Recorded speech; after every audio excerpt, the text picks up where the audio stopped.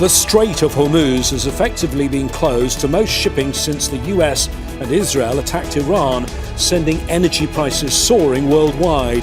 The marine channel in the Gulf had been the gateway for 20% of global energy supplies. What difficulty does this pose for Donald Trump?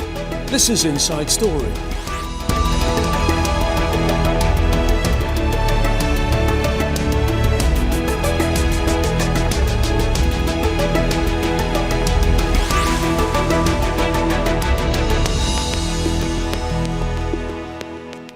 Hello again, I'm James Bays. Despite all the firepower and modern weaponry Israel and the US have unleashed on Iran, a narrow waterway in the Gulf is emerging as the key battleground in this conflict. Geography is stacked in Iran's favour for control of access to the Strait of Hormuz. Not so favourable for US President Donald Trump, the weak response from a host of countries to his request for military and naval assistance. First, let's take a look at the map. The Gulf is like a giant maritime cul-de-sac with some of the world's biggest energy producers on its shoreline. All of the shore on the north is Iranian territory, around 1,500 kilometres, a vast area. Moving along the coastline from Iran, Iraq has some shoreline, then Kuwait, and a stretch of coast belonging to Saudi Arabia. As we move south, we come to Qatar, then the United Arab Emirates. All of these countries, of course, major producers of oil and gas. Then we come to the choke point, the Strait of Hormuz, the maritime gateway to the world for all of these energy producers. At its narrowest point, the strait is about 33 kilometres wide, but its shipping lanes are even narrower. Iran controls the north side of the strait, while Oman controls the south. Before the war, an estimated 20% of the world's oil was transported through the waterway. The geography of the area presents significant military challenges for any naval force in hostilities with Iran. For one, it would have to enter a narrow channel and while there would be prone to attack. So what are the options for the US, Israel and Iran here? And who has the stronger hand? How critical is control of the strait for the outcome of the war and for the rest of the world? We'll speak to our panel of guests in just a moment. But first, this report from Alexandra Byers. For days, Donald Trump has been saying the U.S.-Israeli strikes on Iran are decimating its firepower. But now he's warning his NATO allies, help us or face a, quote, very bad future. Specifically, help reopen the Strait of Hormuz. Iran quickly blockaded the vital waterway after the U.S. and Israel launched their attacks more than 2 weeks ago. It sent energy markets and the global economy into a tailspin. Remember, it only takes a couple of people to screw up the strait. But all you need is a few people dropping mines here and there, and we are demanding that these countries come in and protect their own territory, because it is their territory. It's a place from which they get their energy. And they should come and they should help us protect it. Trump said he's demanded about 7 countries send warships without identifying them. Some of the countries have minesweepers, that's good. Some of the countries have a certain type of boat that could help us. We're always there for NATO. We're helping them with Ukraine. And many instruments got a notion in between us. Doesn't affect us, but we've helped them. It'd be interesting to see what country wouldn't help us with a very small endeavor, which is just keeping the strait open. Earlier, Trump said he might order the U.S. Navy to escort commercial ships through the strait. It worked during the Iran-Iraq War of the 1980s, but Iran's a different threat now, with more technologically advanced missiles, as well as thousands of drones and anti-ship mines. For its part, Tehran says the strait is open, just not to the U.S. or countries that help it. I cannot mention any country in particular, but we have been approached by a number of countries who wants to have a safe passage for their vessels, and this is up to our military to decide. And they have already decided to let a group of vessels belongs to different countries to pass in a safe and secure. So we provide them security to pass because we have not closed this strait. Trump's demands for help come after he spent the past year slapping tariffs on countries around the world and threatening to take Greenland from Denmark, a NATO ally.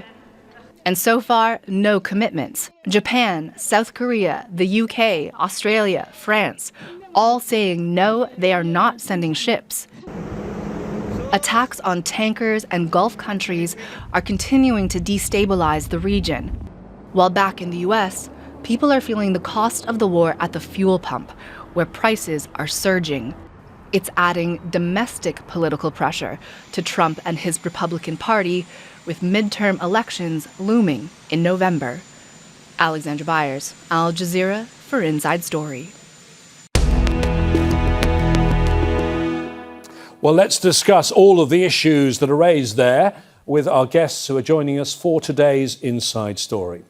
In Colorado Springs, Eli Bremer, Republican strategist and retired major in the US Air Force. In London, Andreas Krieg, associate professor at the School of Security Studies at King's College London. And in Bath in the UK, Patrick Bury, defence and security expert at the University of Bath and a former British Army officer. Thank you, all three of you, for joining us today on Inside Story. Andreas, let me start with you. Iran clearly started this war with a weak hand, outgunned by Israel and the US, militarily degraded after attacks from Israel and the US last year and by Israel in 2024, and having lost its supreme leader. It appears they're using what they have, which of course is their geography. That's absolutely right. I mean, the US is now sucked into an asymmetric conflict against a militia with a state.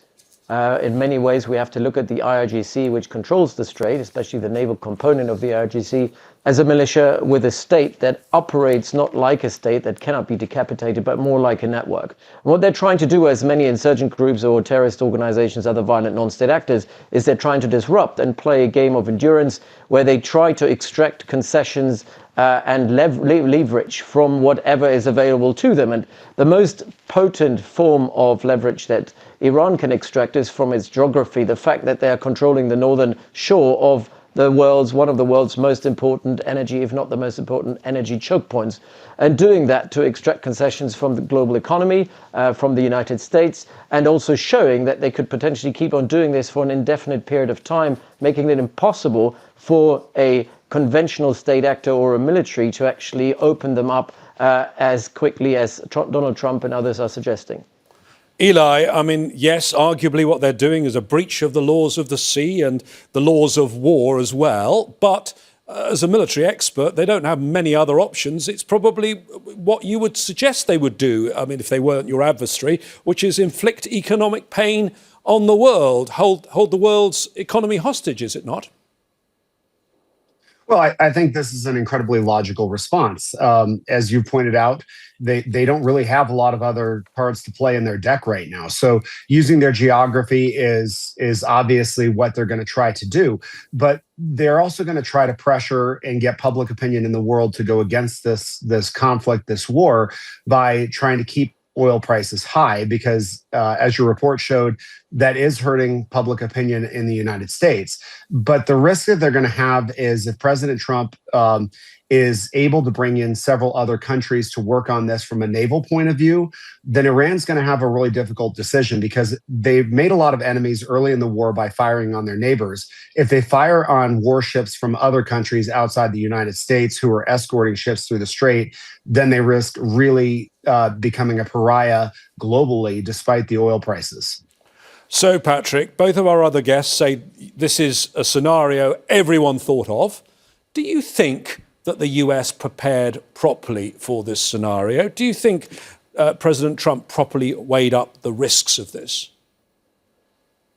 So it's very difficult to say from the information we have at the moment, but I think we could say with a high degree of certainty that the Pentagon planners would have definitely prepared for this. I mean, this is one of the key courses of action you'd be planning against. It's one of the key reasons that other US administrations, when they've tried to be, or it's appeared that Israel have tried to chain gang them into taking action against Iran, it would have been one of the key decisions why numerous presidents decided not to to take concerted conventional military action against Iran. So there's a difference between the certainty with which we can say the military advice would have been passed up the chain and the certainty with which that's been taken on board. We do know that, from previous insights into how the Oval Office is being run under Trump and this administration, it is not as bureaucratically process-driven as previous administrations, to say the least.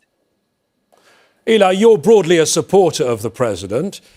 Surely some of the things that he's doing now, moving a Marine Expeditionary Force from 2,200 Marines that were based in Japan, asking allies for help. He didn't even consult allies before the war. I mean, did he make the right preparations, or is he doing all of this a bit late? Well, first of all, President Trump is a very unconventional president, which has its strengths and it has its weaknesses. And frankly, from the United States point of view, from President Trump's point of view, there has been obviously a tenuous relationship with Europe, with the NATO allies over there. President Trump in his first term did push for them to do a lot more investment. And he's been openly disappointed with what has historically been a much better relationship. So there's some strained dynamics there. Regarding the Marines that are heading into the region, I think there's another move that is likely to happen. People are asking the question with President Trump saying that he doesn't want to put troops on the ground. Why would you send the Marines? My guess on that is that they're looking at the island of Krieg and putting boots on the ground there, because that would put asymmetric pressure again on the Iranians, particularly in the area of their current and their future economic ability to export oil. So what we're seeing is an unconventional president, which is leading to unconventional tactics. Will they work? We'll see. It's worked in Venezuela a lot better than I and other people would have predicted. So we're definitely in a different era with President Trump.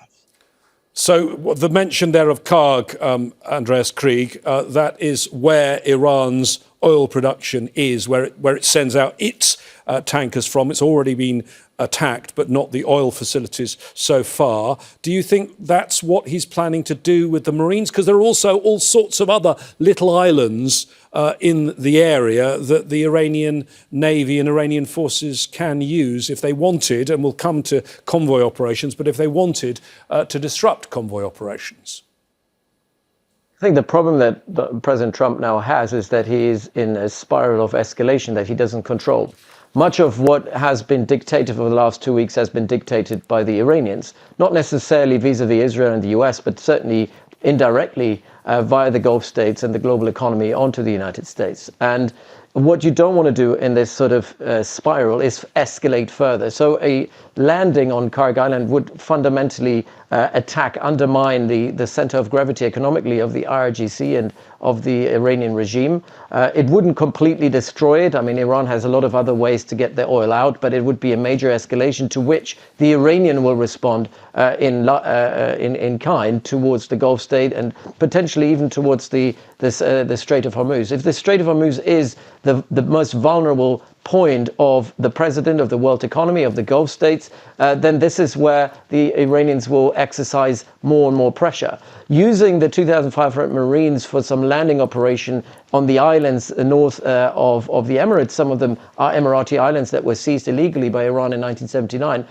will not do much. It will certainly not help securing this very narrow corridor. Because if you actually look at the corridor and where it is situated, the islands which are on the western side of the Strait of Hormuz will not necessarily do much. If you were trying to seize the northern islands of this corridor, it also won't do much. Much of the firing of missiles, drones, is coming from the hinterland. So you'd actually have to seize the northern shore, which is rugged terrain, very difficult to seize and hold. Looks a lot like Yemen, by the way. And a lot of the tactics that Iran will likely employ would be that the Houthis have employed against shipping in the Bab al-Mandeb Strait. Again, we were extremely unsuccessful. The US was unsuccessful, so far so that the US had to go approach Oman to broker a ceasefire. So I don't think 2,500 Marines will make any difference whatsoever to opening up the strait.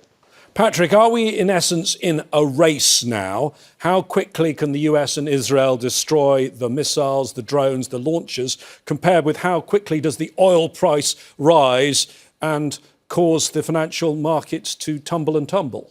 Yeah, I think that's a good way of putting it to some degree. I mean, What's really interesting in the emergence is the US has been really, and Israel have been very good at degrading the number of launches. So say on the first day of the salvo, the Iranians fired about 350 ballistic missiles, 300 drones. The next day, the ballistic missiles were down to 175, but 500 drones. And since then, it's been going down by a really high attrition rate of about 50% a day. As of yesterday, it's down to about 30 ballistic missiles, 50 drones. The really interesting thing happening is that the Iranians are getting into a groove with their drone targeting. And so a higher number of that smaller amount of drones are actually getting through. And they're hitting very effective, in some cases, targets, exquisite pieces of kit like THAAD battery radars, of which there's a very limited number. That's therefore decreasing the amount of response alert time for a lot of the people living in the Gulf and in Israel. And so that is a race that I'm very interested in watching. Even though the capability has been seriously degraded, the capacity,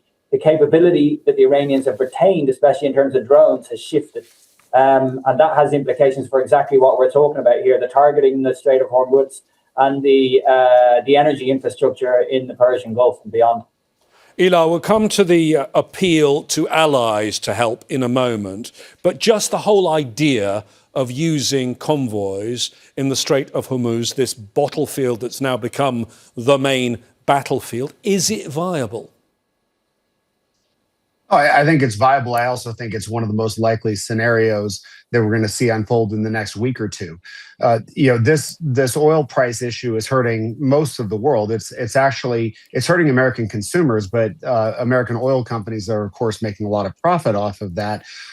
Politically, the consumers mean more than the oil companies. With that said, I think there are many other countries, in fact, most other countries in the world have a reason to want to get this strait reopened. And the only way I see it really getting reopened is a regime change in Iran, which is probably not happening, at least in the near future, or degrading the Iranian capabilities to launch against these ships, which I also don't see happening. As the other guests pointed out, they're getting better at targeting, and that's pretty dangerous for ships. And the U.S. and its allies have clearly some problems with their air denial systems. So the only other scenario I can see is getting multilateral countries to come to the table and put lots of naval ships there so that Iran politically can't attack those ships, because what they really don't want to do is expand this war. They're holding on right now. The regime's got to hold on. Their goal is to not lose this battle and to be a regime at the end of it. If they start bombing ships from 8 or 10 other countries, that gets exponentially harder.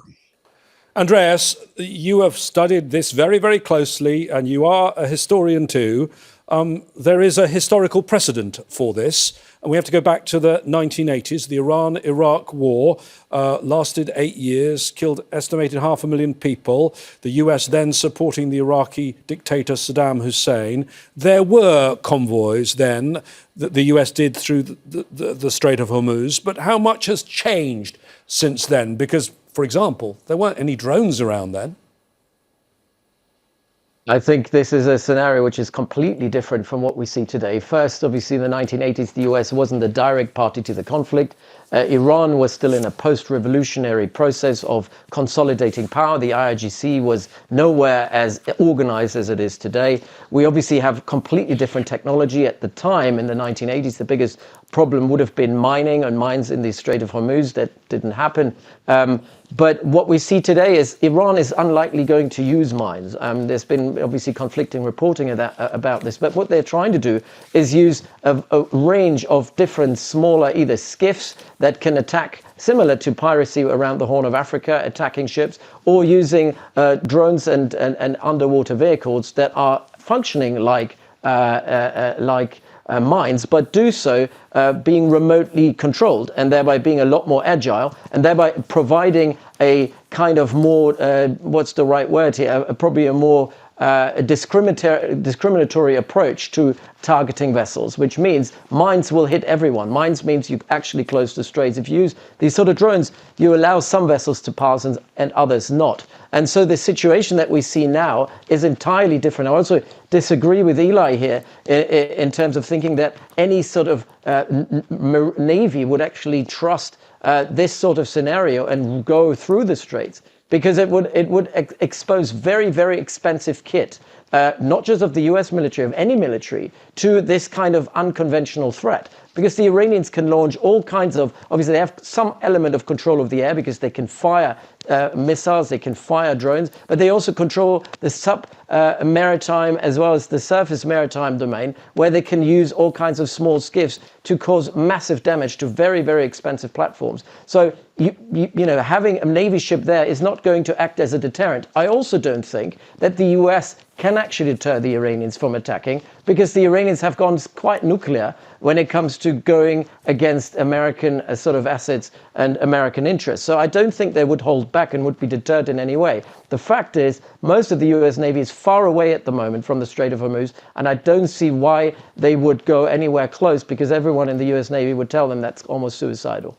Patrick, you heard Eli say that he thinks the way forward is international partners coming forward. And certainly we've heard President Trump demanding that. He seems to be demanding a coalition of the willing. It seems to me, though, not a lot of enthusiastic responses so far. It doesn't seem many are really willing right now. No, and I think, you know, some of this was the reason to go in was clearly, you know, breaking intelligence led. There wasn't that much consultation with wider NATO allies, etc.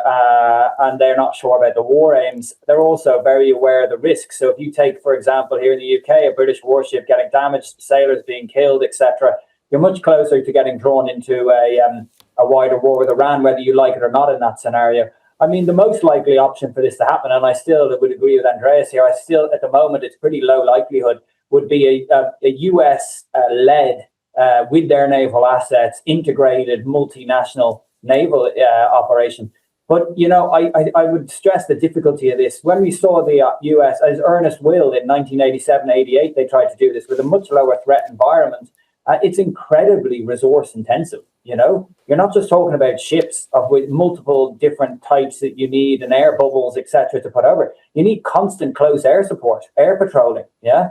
You're going to need the whole suite of available for your minesweepers and your counter subsurface UAV. This is another, you know, scale of complexity to what we saw tried in Bab al-Mandab, and also a different scale of threat. So I think that's why you're seeing the reticence to jump in. I'd also say that the idea, like, you know, certainly in the UK, that thing that Trump said, well, you know, you didn't really help us, we don't need you, a couple of weeks ago, and then coming around and saying, well, actually, we do need you. That doesn't really wash.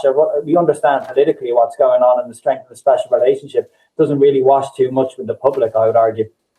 Eli, that point, I think, is an important one. Yes, he's asked a range of countries, and they do include China, that's not an ally, but he's mainly coming to the allies with this ask. And these are the allies that since he became president for the second time, he's been disrespecting, he's been questioning NATO, he even threatened to seize Greenland, he put punishing tariffs on his closest partners, he didn't inform them in advance about this, and since the war started, he's lifted oil sanctions on Russia, which all of them imposed. I mean, are those allies right to say, now you're asking?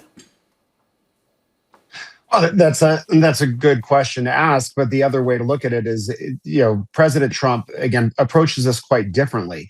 And he has additional leverage with NATO in the sense that President Trump doesn't like to keep things stovepiped in one area. So I would not be surprised, I'm not privy to this, but I would not be surprised if behind the scenes there are discussions about the U.S. coming in and providing a substantial amount more support in the war on the Ukraine in exchange for support down on the U.S. war in Iran. That is not a tactic that I think we've really seen much before with these smaller conflicts by a U.S. president. But I believe that's what's going on behind the scenes, because Europe's priority is dealing with Russia and the threat from Russia.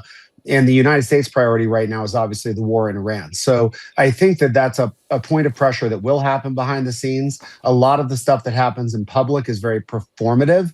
But if President Trump behind the scenes is going to the NATO allies and saying, all right, we'll help arm Ukraine, we're going to help with the anti-drone equipment that they need, we're going to put more pressure on Russia, we need your ships, I think there's a really good there's a really good chance he's going to get a deal done if that's what the offer is.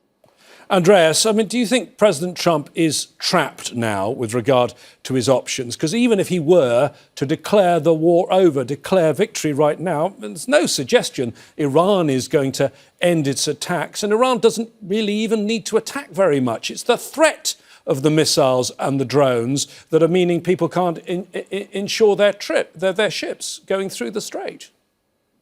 So the issue with the Strait of Hormuz is really not a military one primarily. It's one to do with markets, insurance and shipping primarily. And so the key problem here is that markets have no confidence that currently they can underwrite shipping or ships and vessels to go through the strait. And all Iran has to do to undermine that confidence is throwing in some missiles or some drones from time to time in order to undermine that confidence. And they can keep on doing this indefinitely. So militarily speaking, this is not something a navy can actually solve. It's a market issue, and that confidence cannot be restored by the military. That confidence can be restored through diplomacy only. And I think what we're seeing now is that other countries are coming forward, especially in Europe, are saying, okay, if we want to go through that strait, through that choke point, we will have to develop some sort of channel, back channel with Iran, potentially via Oman, to negotiate a free passage through that bottleneck. We've seen Turkey doing it. We've seen Pakistan, India trying to do this. We've seen France and also Italy trying to reach out. I think what we're seeing is a gradual opening up of the straits for particular countries who have agreements in place with the Iranians. And my forecast would be that the US is probably, with this president focusing on military only, would probably be one of the last countries to get a free passage, considering that they're unwilling at the moment to engage constructively and diplomatically the Iranians to basically get a passage through the strait. Patrick, briefly to you, I mean, the idea of outside mediation there from Andreas, yet this is the man who is always saying he's the man who solves the wars. Do you think he's going to accept outside mediation? Because another option, of course, you could control the Straits of Hormuz if you took all of the Iranian shoreline. That would mean boots on the ground. Is that a possibility now? No. The Iranian shoreline, the Persian Gulf, is 730 miles. As Andreas said, they look at the terrain there. It's just not happening militarily. And if you do go for it, you're just going to suffer. Yeah, so that's not really an option. Yeah, you've got two ones. One is the convoy. You know, when they did this with in 1987, as I said, it was really resource intensive and got a small number of boats out. You know, but sort of suggested that we can do this if under duress if we need to be. I think much more likely is some sort of de-escalated strategy. Again, you look at the Omanis; they've been very, very present in getting, or as far as we understand, you know, the air corridor out from the UAE, etc. So I think that's an important point. Secondly, Trump has got sunk costs here. You know, serious sunk costs, burning through his stockpiles, committed to a war. Some questioning, we don't know to what extent amongst the Emirates and the regional GCC powers about how long or how supportive the top of the governments are, but we've definitely seen some questioning at the lower level officials. And he's got domestic issues and, of course, a lack of popularity in the States. These are sunk costs. So he's going to keep going for a while so that he knows when his military tell him, we've set Iran back militarily at least by 10 years, by 15 years, including the nuclear program. And they're on that timeline. It seems to be by the week, sort of confirming on a Sunday ahead of the markets what's going to happen. I think the wider issue here is how and if the US and Israel are aligning their tactical and operational successes, not without some costs, to strategic effect. And we're either 60 to 75% into this war now, according to Trump's timetable. And that's my question about this. And that's fair enough. You can have that. We may not see it yet. Maybe it's going to be more strategic successful. But so far, it looks like Iran has played a better strategic hand than the US. Patrick Bury, Eli Bremer and Andreas Krieg, thank you for joining us on Inside Story today. Remember to check out our website for context and analysis on all aspects of the war. Go to aljazeera.com. If you have thoughts and comments, we'd like to hear from you. Post on our Facebook page. That's facebook.com/AJ Inside Story. Or get in touch on X. There we are, at AJ Inside Story. Stay tuned for Al Jazeera's ongoing coverage of the war. Stand by because it continues right now.